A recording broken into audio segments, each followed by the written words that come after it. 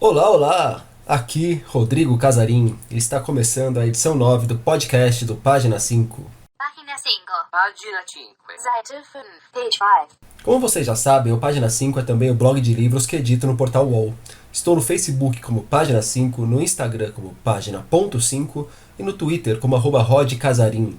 Casarim com S e com N de Nicarágua. Me sigam aí nas redes. E vamos aos destaques desta semana.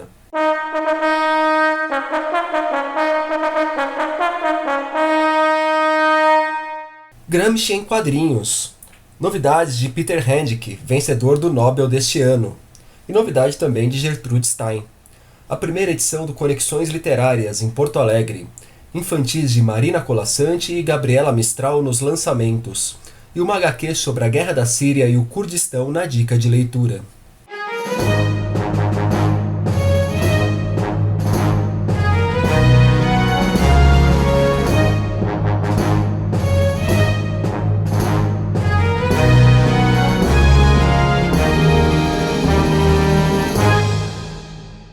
Vocês provavelmente já ouviram falar no Antônio Gramsci. Vira e mexe, ele é mencionado com certo temor por algumas pessoas próximas ou de dentro deste governo atual, inclusive. Mas você sabe quem foi o cara? Ele é considerado um dos pensadores mais influentes do século XX. E nas próximas semanas, a Veneta colocará no mercado uma obra que poderá ser uma boa porta de entrada para quem quiser conhecer um pouco de sua trajetória. Falo de Gramsci em quadrinhos, feito por dois argentinos, o cartunista rap e o filósofo Nestor Cohen, um dos maiores especialistas em Gramsci na América Latina. A tradução é de Marcelo Barbão. Já o prefácio fica por conta de Lincoln Secco, professor de História da USP e especialista na obra do italiano. É o Lincoln que nos dá uma pincelada da vida do Gramsci e fala um pouco sobre a sua importância. Antônio Gramsci foi o pensador italiano mais importante do século XX. Ele nasceu em 1891, na Sardenha, e morreu em 1937 num cárcere fascista. Profundamente influenciado pela Revolução Russa de 1917, ele participou da Revolução Italiana, o chamado Biênio Vermelho, em 1919 e 1920, quando a classe trabalhadora ocupou as fábricas na cidade de Turim. Essa revolução foi derrotada. Em 1926, quando Gramsci é preso, ele começa a escrever 33 cadernos, nos quais tenta responder a uma questão crucial. Por que fomos derrotados? Porque a revolução na Europa Ocidental ela foi derrotada e não triunfou como na Rússia. E a resposta que ele encontra é que o Estado no Ocidente, com seu aparato coercitivo, com sua polícia, com suas forças armadas, com seu sistema judiciário, nada mais é do que uma trincheira avançada e protegida por uma rede de instituições que difundem a ideologia e os valores da classe dominante. Por isso, é necessária uma guerra de posições para se constituir, antes da conquista do poder, uma nova cultura, novos valores e uma nova hegemonia. Ou seja, o grupo subalterno que precisa se tornar um grupo dirigente, ele precisa construir uma nova hegemonia. Ou seja, ele precisa adquirir a capacidade não só de dominar, mas de dirigir, de obter o consenso, de obter a adesão a novos valores na sociedade civil. Essa é a principal contribuição de Antônio Gramsci ao debate contemporâneo. Com seu conceito de hegemonia cultural, Gramsci também inspirou muitos outros pensadores fundamentais para o século XX. Cito dois deles, o historiador Eric Hobsbawm e o educador Paulo Freire. Casa Brasileira, de dois romances de Peter Handke, escritor austríaco vencedor do Nobel deste ano, a Estação Liberdade anunciou nesta semana que também irá publicar 3 dos principais trabalhos do premiado autor: O Medo do Goleiro Diante do Pênalti, Breve Carta para um Longo Adeus e Tarde de um Escritor. Eu, quando era goleiro, não ficava com medo diante do pênalti, não. Só pensava em pegar e me consagrar. Mas, além disso, o próximo romance do cara também será traduzido pela Estação Liberdade. A promessa é que o Handke finalize o texto em breve. Antes disso tudo, já em novembro, a editora começa a publicar a série Ensaios, que reunirá experimentos ou novelas ensaísticas do autor. Esse trabalho já tinha sido contratado, já estava engatilhado antes do anúncio do Nobel, claro, por isso que já está saindo assim imediatamente. Logo chegarão às livrarias os títulos Ensaio sobre Cansaço, Ensaio sobre a Jukebox e Ensaio sobre a Calmaria. A editora Ponto Edita lançará no meio de novembro o livro Ida, um romance, da estadunidense Gertrude Stein, um dos grandes nomes da chamada Geração Perdida. O livro foi escrito na final da década de 30 e publicado em 1941. Ele mistura traços de romance de formação com elementos autobiográficos. Na narrativa, acompanhamos a trajetória de Ida, uma moça que passa a vida descansando, passeando, falando consigo mesma, cuidando de seus muitos cachorros, dando atenção aos seus vários maridos. É, de certa forma, uma crítica de Stein ao culto das personalidades públicas. Quando escreveu, a autora vinha sendo fortemente influenciada pelo cinema e, das artes plásticas, pelo cubismo. Na década de 40, o New York Times definiu o trabalho como romance curto, poema longo ou conto de fadas moderno, ou ainda uma pintura com palavras que lembram mais Dalí do que Picasso. A edição da Ponto Edita, de Ida a um Romance, conta com tradução de Luiz Protássio e um vasto material de apoio, que inclui uma reunião de outros textos da própria Stein. O livro já está em pré-venda no site da editora e com uma curiosidade, os preços funcionam no mesmo esquema de ingresso para balada, para show, compra de abadá para micareta. O valor cheio é R$ 109,40. No primeiro lote, que já rolou, o livro saiu por R$ 79,40. No segundo, que é o que está rolando agora, ele sai por R$ 89,40. E entre o dia 1º do mês que vem e o dia 18, quem comprar paga R$ 99,40.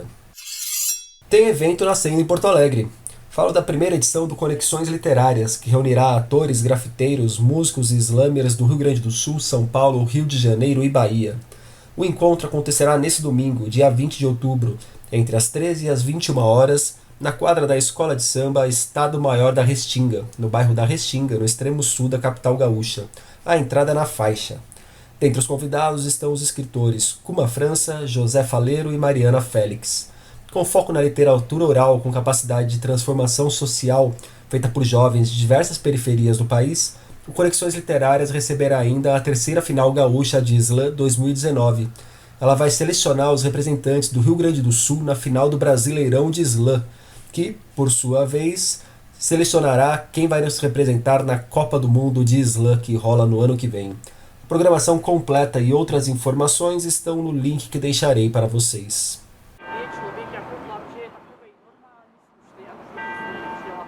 Tem 2 infantis aqui nos lançamentos dessa semana. Começo com uma citação. A gente que percorre os anúncios de classificados atrás de um apartamento bem localizado, um carro do ano, um cachorro com pedigree, mas há pessoas que buscam um tapete voador, a chave para a qual já perderam a fechadura, o endereço do amigo imaginário, o rastro da estrela cadente. Para elas é este livro. É assim que Marina Colasanti define a sua obra pensada para o público infantil mais recente. O livro se chama Um Classificado Além do Óbvio, sai pela Galerinha e conta com ilustrações de Rubem Grilo. Ao longo das 96 páginas do volume, a autora traz uma série de coisas que normalmente não são procuradas por aí, mas que podem surpreender o leitor.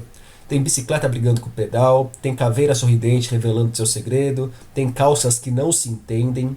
Para quem não conhece, se é que alguém não conhece, a Marina Colasanti é uma das nossas maiores autoras infantis. Em sua prateleira há nada menos do que 7 prêmios jabutis. E um pedido, pessoal. Não procurem por cachorros em classificados. Não para comprar, pelo menos. Não comprem animais, adotem animais. Seguindo no infantil, continuando com escritora premiada e voltando ao galardão sueco, tem novidade de Gabriela Mistral na área.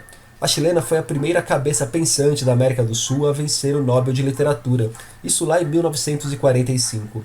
Levou por conta de sua poesia lírica inspirada por fortes emoções que a transformou num símbolo das aspirações da América Latina. Da Gabriela, a editora Olho de Vidro está lançando Baladas da Estrela e outros poemas, uma reunião de versos da autora que caem bem para os pequenos.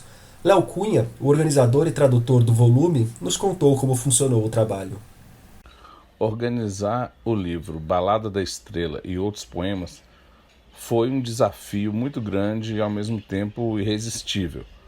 O editor da Olho de Vidro, o Marcelo Delanhol, me mandou a obra completa da Gabriela Mistral e encomendou: encontre um livro para a infância aí.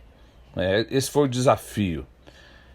Muitos dos poemas da Gabriela são claramente adultos, né? São temas distantes do universo da criança, e também tem uma abstração que é difícil para esse universo infantil, mas outros tantos são encantadores para as crianças, assim, não só pelo tema, mas pelo ritmo, pela musicalidade, né?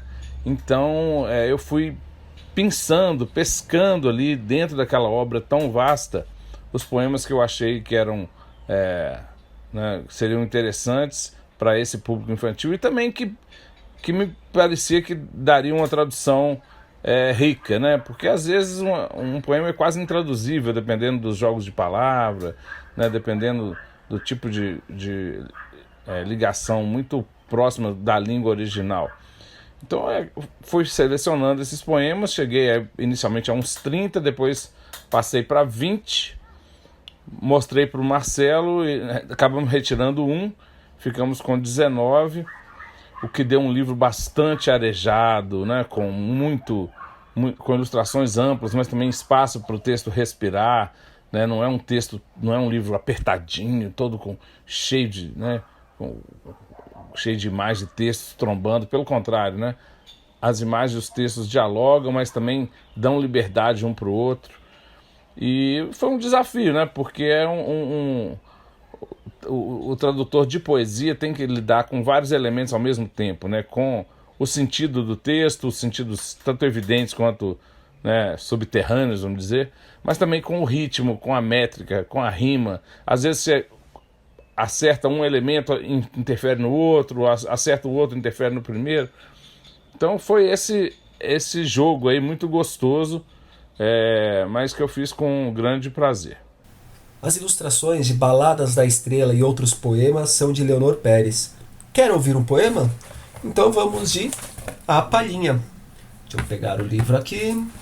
Vamos lá. A Palhinha. Havia uma menina de cera, mas não era uma menina de cera. Só um feixe de trigo no canteiro. Mas não era feixe nem pilha, só uma tesa flor de maravilha. Tampouco era tal flor, penso que ela era um pequeno raio de sol na janela. Porém sequer um raio, como fui notar, mas uma palhinha dentro do meu olhar. Acheguem-se, para ver como perdi inteira, nesta lágrima, minha festa verdadeira.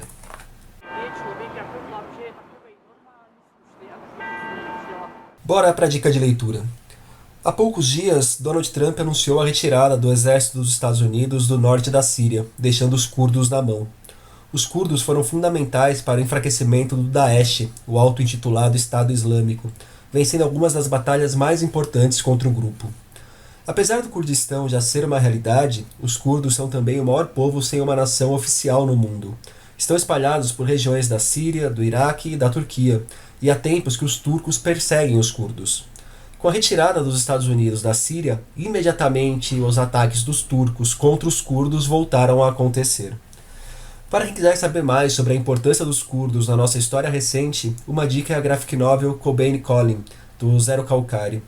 É uma chance para também conhecer um pouco desse povo que há pouco protagonizou uma revolução comandada por mulheres e que vislumbra a construção de uma sociedade com equidade de gênero, organização política horizontal e grandes preocupações ambientais. Quadrinista italiano, o Zero foi parar na Síria para tentar entender o que acontecia no país em meio à guerra. Seu destino era, especificamente, Kobane, cidade curda onde foi travada uma das batalhas mais importantes contra o Daesh.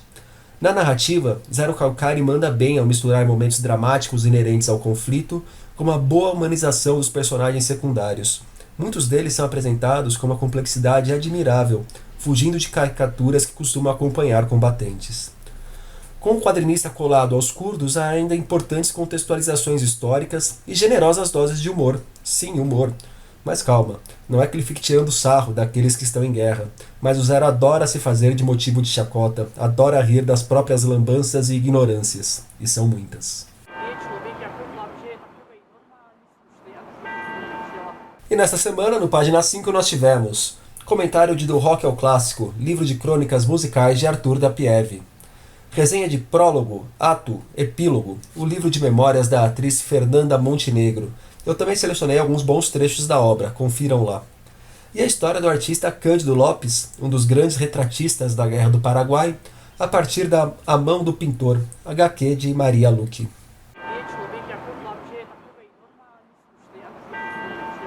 Por hoje é isso, pessoal. Gostou dessa edição do podcast? Tem dúvidas, sugestões, elogios a fazer, pedras a jogar? Vocês podem me procurar nas redes sociais. Relembrando, estou no Instagram como Página.5, no Facebook como Página 5 e no Twitter como @rodcasarim, Casarim com S e com N de Nicarágua. Por favor, também avaliem o podcast. Deem joinha, estrelinha ou seja lá o que for, indiquem o programa e o blog para os amigos e me passem de verdade a impressão de vocês. Sinto falta de vocês falarem mais comigo, mostrarem o que precisa melhorar e o que está legal aqui no programa, tá bom? Mandem aí as impressões numa boa. Um abraço, um beijo, um aperto de mão e até a semana que vem.